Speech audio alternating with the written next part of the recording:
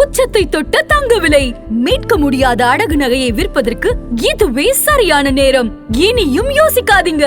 உங்க தங்க நகைய அதிக விலைக்கு விற்க சிறந்த வழி பிரைம் கோல்ட் ஹப் 9840551787. தெய்வத்தின் அருள் இப்போது உங்கள் கையில். 100% தூய்மையான சில்வர் காயின் உங்கள் இஷ்ட தெய்வத்தின் அழகான உருவத்துடன் உடனே ஆர்டர் செய்ய நிபுராவை அணுகுங்கள். சிம்மராசினை பொறுத்த வரைக்கும் பார்த்தோம்னா இந்த ஒரு வருடம் அவர்களுக்கு வந்து மெயினா ப்ராப்பர்ட்டி வாங்குவாங்க.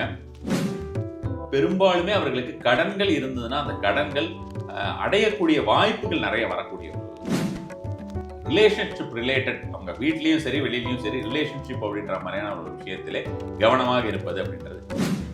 இந்த 2026 பொறுத்த வரைக்கும் சிம்மராசிக்காரர்கள் ஒவ்வொரு புதன்கிழமையாக நாராயணனுடைய சன்னதியை தேர்ந்தெடுத்து விளக்குகள், எட்டாம் வீடு அப்படின்ற மாதிரியான திடீர் சரிவு, எதிர்பாராத லாஸ், மரணம்.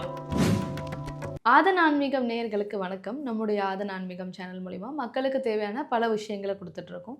அந்த வகையில் இன்னைக்கு நம்மளோட யார் இணைஞ்சிருக்காங்க அப்படின்னு பார்த்தீங்கன்னா தாந்திரிக ஜோதிடர் குருஜி வாமனன் சேஷாத்ரி அவர்கள் தான். வணக்கம் சார். நல்லா இருக்குங்களா சார்? நல்லா. சிம்மராசினை பொறுத்த வரைக்கும் பார்த்தோம்னா இந்த ஒரு வருடம் அவர்களுக்கு வந்து மெயினாக ப்ராப்பர்ட்டி வாங்குவாங்க. ப்ராப்பர்ட்டி விற்கணும்னு நினச்சிட்டு இருக்கிறதுக்கு விற்பாங்க. அது மாதிரியான ஒரு விஷயம் அவங்க பண்ணலாம்னு வச்சுக்கோங்களேன். ப்ராப்பர்ட்டி நிறைய பேர் வச்சுட்டு ரொம்ப நாளாக விற்க முடியலன்னு நினச்சிட்டு இருக்கிறவங்கெல்லாம் இந்த ஒரு வருடத்திலே சிம்மராசினில் பெரும்பாலும் நல்ல விலைக்கு விற்கணும்னு நினச்சிக்கிட்டு இருக்கிறவங்க அதெல்லாம் ப்ராப்பர்ட்டி விற்று போயிடும். அது மாதிரியாக புதிய ப்ராப்பர்ட்டி வாங்குவாங்க. அந்த ப்ராப்பர்ட்டி விற்றுட்டு புதிய ப்ராப்பர்ட்டி வாங்குறது, அல்லது அதை விற்றுட்டு வேறு ஏதாவது ஒரு பெரிய லெவலில் வந்து இன்வெஸ்ட்மெண்ட்ஸ் பண்ணுறது அப்படின்றது. நிறைய பேங்க் ரிலேட்டட் ஃபினான்ஷியல் ப்ராடக்ட்ஸ் வருது இல்லையா, அதுலெல்லாம் சிம்மராசினர் இந்த ஒரு வருடத்திலே பயங்கரமாக இன்வெஸ்ட் பண்ணுவாங்க அப்படின்ற மாதிரியான விஷயமா சொல்லலாம். அதே மாதிரி வந்து இந்த ஒரு வருடம் நிறைய அவங்களுக்கு வந்து சுபவிரயங்களுமே நடக்கும். அவங்க குடும்பத்துக்கு, அவங்க குடும்பத்தை சார்ந்தவர்களுக்கு எல்லாமே வந்து அவங்க கல்யாணத்துக்கோ மற்ற விஷயத்திற்கோ இது மாதிரியான விஷயமாக கொடுக்குறது அப்படின்ற மாதிரியான விஷயமாக சொல்லலாம். அதே மாதிரி வந்து பார்த்தோம்னா வாகனங்களை வந்து உயர் ரக வாகனங்களாக மாற்றுவது, வீட்டில் வந்து இன்டீரியர் டெக்கரேஷன்ஸ் ஏதாவது இருந்தாலும் அதெல்லாம் செய்கிறது அப்படின்ற மாதிரியான விஷயமாக. ஒருத்தங்க வாடகை வீட்டில் தான் இருக்கோம், ரொம்ப நார்மல் நிலைமையில தான் இருக்கோம் அப்படின்றவங்க அதை விட இன்னும் கொஞ்சம் வசதியாக, சில பேர் வந்து பார்த்தோன்னா வீட்டில் தண்ணி கூட வராமல் சரியா அது போய் கஷ்டப்பட்டுக்கிட்டு இருக்கிற மாதிரி இருக்கும். அது மாதிரியெல்லாம் இல்லாமல் இன்னும் கொஞ்சம் வசதியான வீடுகளுக்கு மாற்றுறது அப்படின்ற மாதிரியான விஷயங்கள் எல்லாமே இந்த ஒரு தருணத்திலே வந்து சிம்மராசினருக்கு கண்டிப்பான முறையில் எதிர்பார்க்க முடியும். பெரும்பாலுமே அவர்களுக்கு கடன்கள் இருந்ததுன்னா அந்த கடன்கள் அடையக்கூடிய வாய்ப்புகள் நிறைய வரக்கூடிய ஒரு காலகட்டமாக இந்த ஒரு காலகட்டம் சிம்மராசினருக்கு இருக்கு. அதே மாதிரி வந்து கடன் கொடுத்துருந்தாங்க, அது பணமே எனக்கு திரும்பி வரலைன்னு நினச்சிக்கிட்டு ரொம்ப கஷ்டப்பட்டு இருக்கிறவங்களுக்குமே இந்த ஒரு வருஷம் கொஞ்சம் கொஞ்சமாக அவர்களுக்கு பணம் திரும்பி வரக்கூடிய பெரும்பாலான சிம்மராசினருக்கு அந்த மாதிரியான விஷயமாக இருக்கக்கூடிய வாய்ப்புகள் இருக்கும். Okay sir. இவங்க என்ன செய்யணும் சார்? இவர்கள் செய்ய வேண்டியது அப்படின்னு பார்த்தோம்னா மெயினாக நமக்கு வந்து ரிலேஷன்ஷிப் ரிலேட்டட், அவங்க வீட்லேயும் சரி வெளியிலையும் சரி ரிலேஷன்ஷிப் அப்படின்ற மாதிரியான ஒரு விஷயத்திலே கவனமாக இருப்பது அப்படின்றது. அதில் எதில் கவனமாக இருக்கணும் அப்படின்னு பார்த்தீங்கன்னா அந்த கம்யூனிகேஷனில் ஒரு விஷயத்தை இன்னொருவரிடம் கடத்துவது அப்படின்ற மாதிரியாக விஷயமாக சொல்லலாம். வெறும் பேச்சு மட்டுமல்ல, எந்த ஒரு விஷயமா அவங்க வந்து எப்படி கம்யூனிகேட் பண்ணுறாங்க, த்ரூ வாட்ஸ்அப் கம்யூனிகேட் பண்ணாலும் சரி, இமெயிலில் கம்யூனிகேட் பண்ணாலும் சரி, எனி கைண்ட் ஆஃப் சோர்ஸு அந்த கம்யூனிகேஷனில் இவர்கள் சொல்லுவதை அவர்கள் தவறாக எடுத்துக்கொள்வதற்கும், இவர்களே சொல்லும் பொழுது ஒரு வார்த்தை பிழற்றி வேறு விதமாக வார்த்தைகளை சொல்லி அதனால் விளைவுகள் அதிகமாக ஒரு ப்ராப்ளம் அப்படின்ற மாதிரியான விஷயமாக வருவதற்குமே சிம்மத்தை பொறுத்த வரைக்கும் இந்த ஒரு வருஷம் அதிகமாக அது மாதிரி தெரியுது. அதே மாதிரி வந்து பார்த்தோம்னா இந்த சிறு சிறு வியாபாரங்கள் எல்லாம் செய்து கொண்டிருப்பார்களவா, அவர்களுக்கு கொஞ்சம் பணமுடைகள் அல்லது வந்து பார்த்தோம்னா அந்த சிறு சிறு வியாபாரத்தில் வந்து நியாயமற்ற ஒரு போலி பொருட்கள்னாலேயோ ஒரு ஆபத்து அப்படின்ற மாதிரி, நியாயமற்ற போட்டிகள் அப்படின்னு சொல்லலாம், அல்லது நியாயமற்ற ஒரு தொல்லைகள் அப்படின்ற மாதிரியான விஷயம், அது மாதிரிலாம் வர்றதுனால உங்களுக்கு இந்த தடவை அவங்களுக்கு ப்ராப்ளம் இருக்கிறதுக்கு வாய்ப்புகள் தெரியுது சிம்மராசினை. விஷ்ணு சஹஸ்ரநாமம் வந்து அவர்கள் பாராயணம் செய்வது நல்ல ஒரு பலன் தரக்கூடியதாக இருக்கும், அல்லது விஷ்ணு சஹஸ்ரநாமத்தை கேட்டு வருவது. விஷ்ணு சஹஸ்ரநாமத்தை டெய்லி கேட்டுட்டு வந்தாலுமே அவர்களுக்கு ரொம்ப ரொம்ப சூப்பரான ஒரு பலன் தரக்கூடியதாக இருக்கும்னு வச்சுக்கோங்களேன். குறிப்பாக ஒரு 3 மந்திரங்கள், அந்த விஷ்ணுவுடைய ஒரு மந்திரத்தினை நான் சொல்லிக் கொண்டிருப்பேன். இந்த ஒரு 3 மந்திரங்களை பொறுத்த வரைக்கும் இது பார்க்கக்கூடிய அன்பர்களுக்குமே வந்து ரொம்ப ஒரு இன்ஃபர்மேஷனாகவும் இருக்கும். எல்லாருமே இதை யூஸ் பண்ணலாம். சிம்மராசிக்காரங்களுக்கு மட்டும்தான் அப்படின்னு இல்லை, சிம்மராசிக்காரர்கள் கண்டிப்பாக இதை யூஸ் பண்ணணும் அப்படின்னு சொல்லி. இப்போ நாராயணனுடைய நாமத்தை பொறுத்த வரைக்கும் 3 நாமங்கள் இருக்கின்றன வச்சுக்கோங்களேன். ஒன்று வந்து பார்த்தீங்கன்னா 6க்குரியது, அதாவது 6ஆம் வீட்டுக்குரியது. 6ஆம் வீட்டுக்குரியது அப்படின்ற மாதிரியான விஷயமாக பார்க்கும்போது உங்களுக்கு பார்த்தீங்கன்னா உங்களுக்கு கடன் ரீதியான பிரச்சனைகள், அல்லது வந்து பார்த்தோம்னா சர்வீஸில் இருக்காங்க அதில் ஏதாவது இஷ்யூஸ் அவங்க அப்படின்ற மாதிரி, வேலை அப்படின்ற மாதிரியான விஷயமா கூட சொல்லலாம்.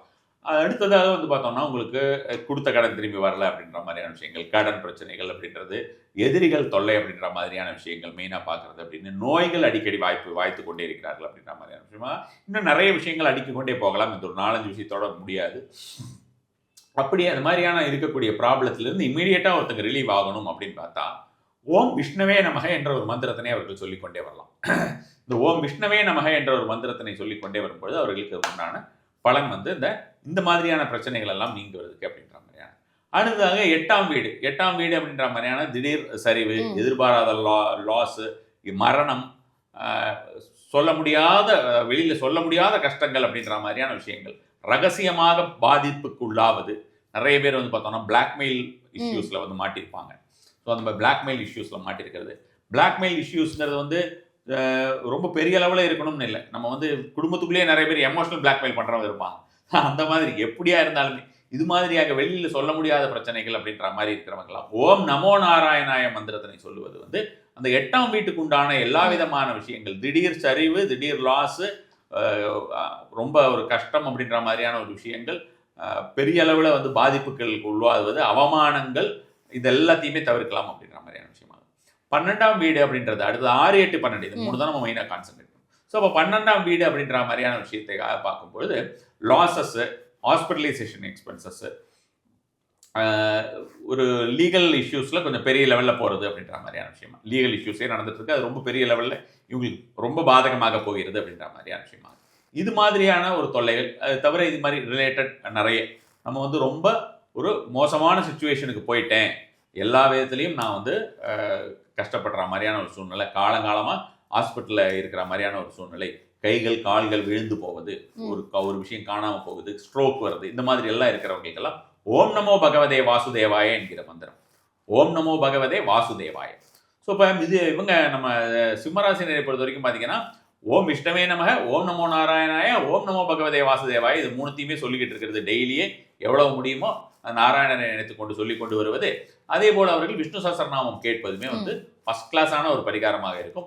புதன்கிழமை அவங்க ஒவ்வொரு புதன்கிழமையும் இந்த 2026 பொறுத்த வரைக்கும் சிம்மராசிக்காரர்கள் ஒவ்வொரு புதன்கிழமையாக நாராயணருடைய சந்நிதியை தேர்ந்தெடுத்து விளக்குகள் 5 நெய் விளக்குகள் பச்சை திரி போட்டு ஏற்றி வந்தார்கள் என்றால் அவர்களுக்கு ரொம்ப அற்புதமான ஒரு பலன் கொடுக்கக்கூடிய ஒரு விஷயமாக இருக்கும். சார் 2026 எல்லாருமே சொல்லிட்டு இருக்காங்க தான் எப்படி இருக்கும் அப்படின்னு சொல்லிட்டு. பட் இன்னைக்கு நாம பேச போகிறது கொஞ்சம் வித்தியாசமா, தாந்திரீக முறை உங்களுடையது. இந்த தாந்திரீக முறையில் இந்த 2026 நம்ம எப்படி அணுகணும்? 2026 நம்ம எந்த மாதிரியான விஷயங்கள்லாம் இருக்கும் அப்படின்னு நம்ம வந்து உலகளாவிய நாடுகளுக்கே பார்த்துக்கலாம். 2025 வந்து பார்த்தோம்னா ஜனவரி மாதம் சனி பயிற்சி ஆனது.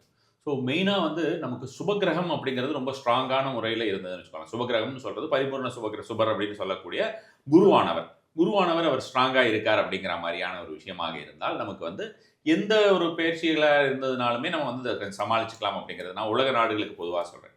ஆனால் இப்பொழுது இருக்கக்கூடிய குருவுடைய ஒரு நிலையுமே சரி கிடையாது, சனியுடைய நிலை சரி கிடையாது. சனி வந்து பிரளய சனி என்று நான் முன்னரே கூறியிருந்தேன். அதாவது நம்ம வந்து தத்துவார்த்தம், அதாவது மெயினாக வந்து இந்த தாந்திரிக் அஸ்ட்ராலஜி அப்படிங்கிறது வந்து நம்ம எசோட்ரிக் அஸ்ட்ராலஜி அப்படின்ற மாதிரியான விஷயமாகவும் எலிமெண்டல் அஸ்ட்ராலஜின்னு வெவ்வேறு பெயர்களில் சொல்கிறோம்னு வச்சுக்கலாம்.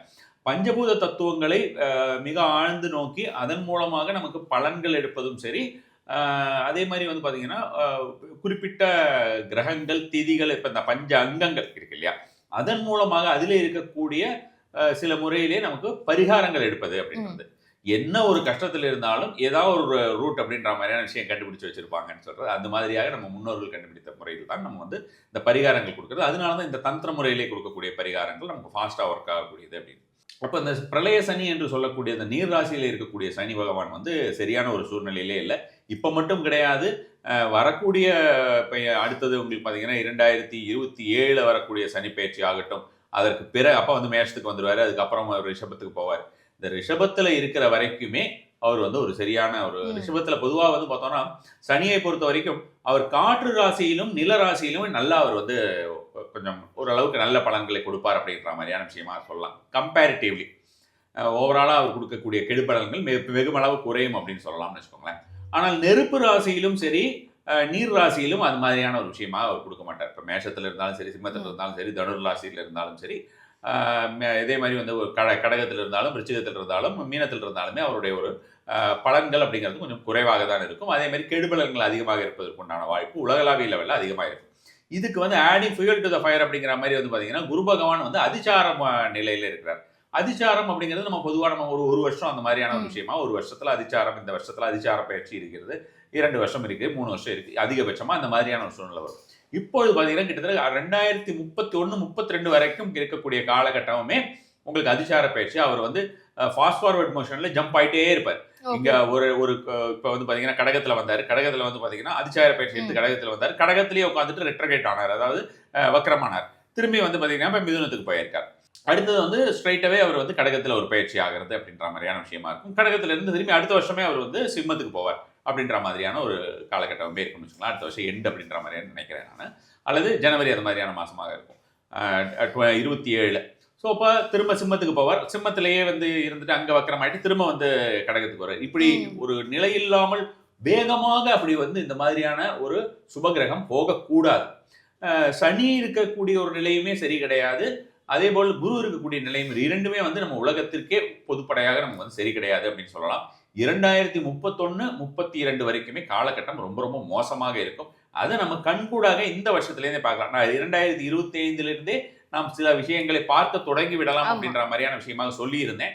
அதை பார்க்கவும் செஞ்சோம். நம்ம வருஷம் நமக்கு வந்து கெடுபலன்கள் அப்படிங்கிறது உலகளாவிய நாடுகள்லேயே நமக்கு ஜாஸ்தி ஆகிட்டு தான் இருக்குது. இப்போ நம்ம வந்து 2024 அந்த ஒரு சின்ன போராக இருந்தாலுமே அதை வந்து எதிர்பார்த்திருக்க மாட்டோம். சின்னதாக டெரரிசம் ஆக்டிவிட்டி இருந்தாலுமே சரி, ஒரு போர் மாதிரியான ஒரு சூழல் வந்து அது மாதிரியான விஷயம் நடந்தது நம்ம எதிர்பார்த்திருக்க மாட்டோம். அது 2025 நடந்தது. இது 26 அது மாதிரியான ஒரு விஷயம், சின்னதாக இந்த மாதிரியான விஷயங்கள் நடந்து கொண்டே தான் இருக்கும். அது வந்து ரொம்ப பெருசாக லெவலில் போகிறதுக்குண்டான வாய்ப்புகள் இருக்கிறது.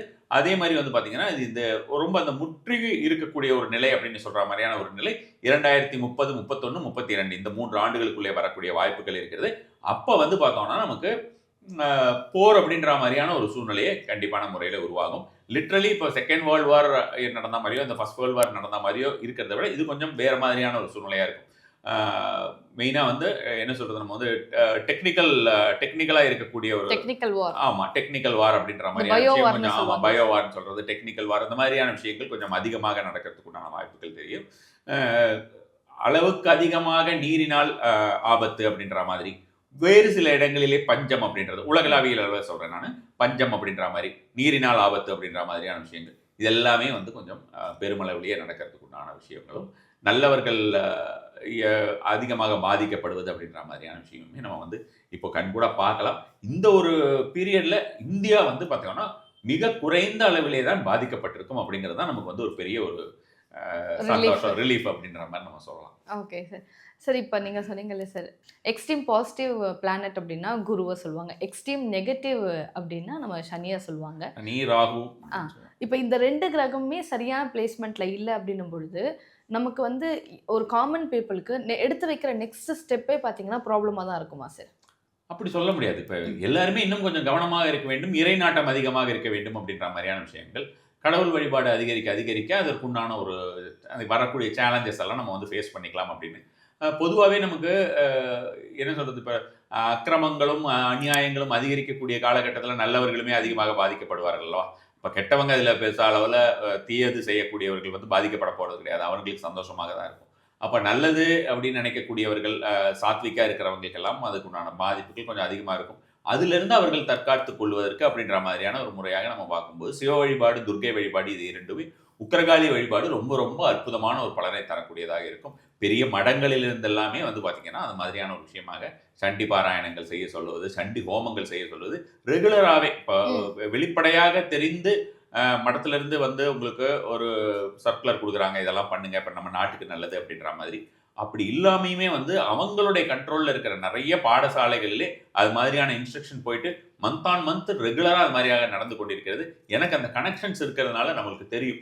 இது வந்து நம்ம மடத்தில் இது மாதிரி செய்கிறாங்க அப்படின்னா வெறும் காஞ்சி மடத்திலிருந்து மட்டும்தானா அப்படின்னு கிடையாது. காஞ்சி மடமோ செங்கேரி மடமோ அது மாதிரி மட்டும் தான் அப்படின்றது கிடையாது. உலகளாவிய இது இந்திய அளவிலே பார்த்தீங்கன்னா உங்களுக்கு எல்லா இடத்துலையுமே அது மாதிரியான விஷயங்கள் நடந்து கொண்டு இருக்கிறது. நமக்கு வந்து இருக்கக்கூடிய மற்ற ஆதீனங்கள் எல்லாருமே கூட அந்த மாதிரியான ஒரு செயலிலே ஈடுபட்டிருப்பதாக தான் நான் அறிகிறேன்.